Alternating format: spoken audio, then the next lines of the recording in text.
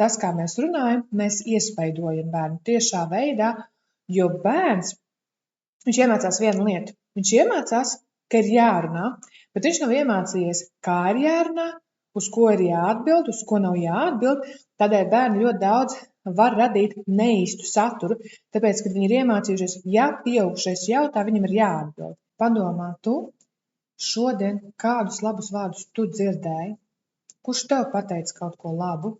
Un tie labie vārdi, kādi varētu būt, tas varētu būt arī tādā partneru starpā, kad, piemēram, paldies, ka uztaisīji man kafiju, cik forši, ka man pamodināja no rīta. Ir jāizvēlās, kur un kā mēs izmantojam, ka mēs izmantojam reāli par to tiešām konkrētu uzvedību, kuru mēs vēlamies, lai viņi būtu vairāk.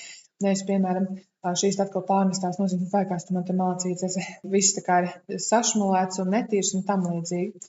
Mēs ar to arī panāksim, ka mēs tiešām tā arī darīsim, jo viņš jau nezina, ka tā ir pārnestā nozīme.